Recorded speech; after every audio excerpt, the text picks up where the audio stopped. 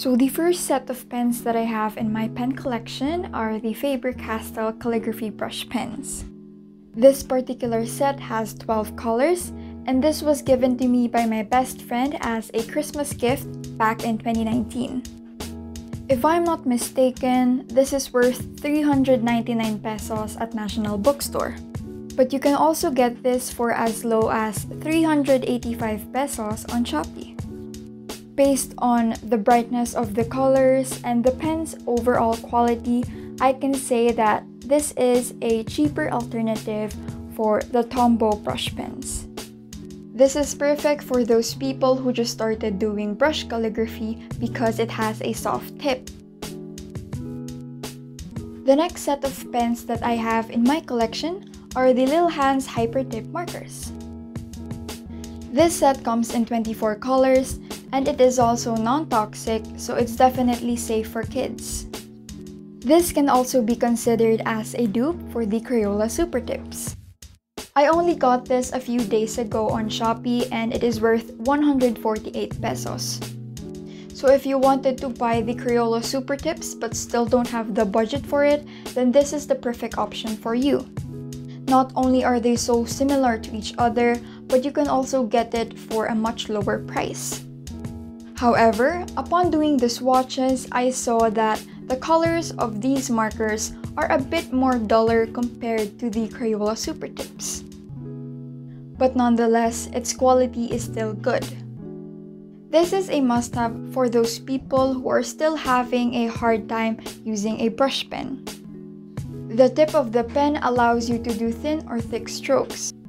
So it can be recommended to those people who are beginners in doing calligraphy. Here we have another set of markers, which are the Faber-Castell Frolic. This was also given to me by a friend as a Christmas gift way back 2017. So a little trivia for you guys. These are actually the first pens that got me into calligraphy. This comes in a set of 20 colors. I can't really remember what is its specific price, but if I would estimate it, I think it would be around 150 to 200 pesos. This is just a very basic set of markers, so anyone may use them. Here we have another set of markers, which are the Minaso watercolor pens. This set comes in 24 colors and it has a case made of hard plastic. I got this probably around early 2018 for 188 pesos. What I really like about this pen is that they're really smooth to write in. I was so intrigued when I first got this because it says watercolor pens. So I thought that you will be able to blend it using water. And it turns out to be quite true. It's just that the paper will turn soggy from absorbing too much water from blending the markers. Moving on, we have here the Jipai dual tip highlighters. I don't know if I've pronounced it right because it's in Chinese. I just recently bought this from Shopee for around 85 pesos. Based from the packaging as well as the overall look of the highlighters, you can see that this is an exact dupe for the Zebra mild liners. So if you want to buy something that is similar to the Zebra mild liners at a much affordable price, then this is the best bet for you. Upon swatching it, I saw that the colors are indeed vibrant and it is very smooth to glide in, so I can say that it has a really good quality. The next set of pens that I have here are the Muji Gel Ink Ballpoint pens. I only got this as a gift last Christmas, so I don't really know what is its exact price. A lot of YouTubers say that this pen is really high quality, so I have really high expectations for this. This set comes in 9 colors and its design is really minimalistic. The tip of this pen is at 0.5 millimeters, and like most pens, it's in a cap type. When I swatched it, I began to understand why YouTubers say that this is indeed a high quality pen. These gel pens are a bit pricey, so if you want to find some cheaper alternatives, you can find some dupes on Shopee. Here we have the Miniso retractable gel pens.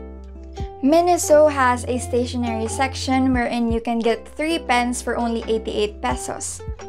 Their tips are in 0.7 millimeters and they are retractable.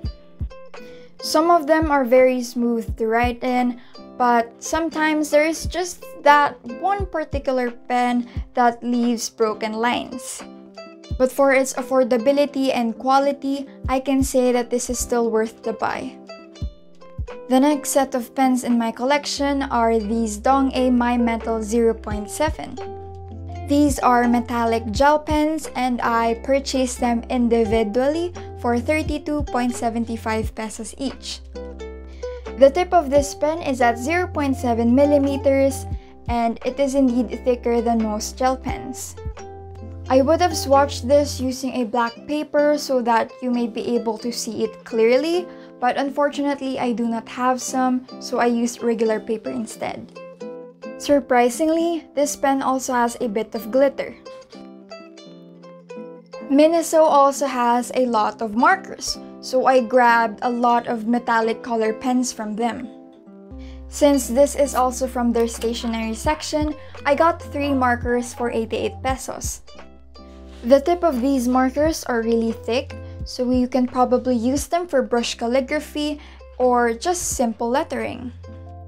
If you want to buy some affordable markers or gel pens, you can always try to stop by at Miniso to look at their stationery section. Even without the use of a black paper, you can still tell how metallic the ink looks. The only downside to these markers is that they dry up easily, so you must use them whenever you can. But still, its quality is really good. These set of pens are the Scribbler Fine Liners. You might be familiar with these already because you've probably seen them in my past videos. This set comes in 12 colors and I got this at the SM department store for 199 pesos. At first, I was hesitant to grab this because I was not familiar with the brand, but as soon as I saw that army green color, I immediately fell in love with it. I was so happy that I got this because it really didn't disappoint me. The packaging says that the colors of this particular set are called vintage, so I think that it's pretty unique. The next set of pens in my collection are all from Stabilo. First, we have here the Stabilo Pen 68 in pastel colors. The tip of this marker is a bit more thinner compared to others, but not thin enough to be considered as a fine liner. I got this during the summer of 2019 from Shopee, but I can't remember the price because my mom bought it for me. Besides the Stabilo highlighters, the pastel ones, these are the first pastel markers that I've owned. The only problem that I had with this set is that I'm not a fan of the shade of yellow that it has because I think that it's far too bright. The next set from Stabilo is their .88 fine liners. The colors are indeed pretty similar to the Pen 68, but the only difference is that the tip of these pens are much more thinner. You will be able to differentiate them because of their bodies. I also do not remember the price of this one because my mom also bought this for me together with the Pen 68. As I was watching this, you can see that it is clearly not that visible on camera because some of the colors look lighter than it should usually be. Again, like with the Pen 68, I'm not really a fan of the shade of yellow that this has. You can barely even see it on the paper because it's just so light. Lastly, we have the Stabilo Pastel Highlighters, and this is also the last set that I have for my pen collection.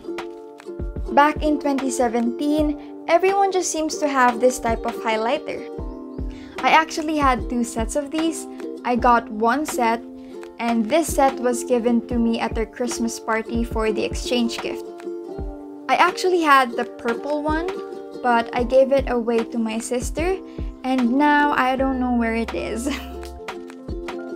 And that is all for today's video. Thank you guys for watching. Bye!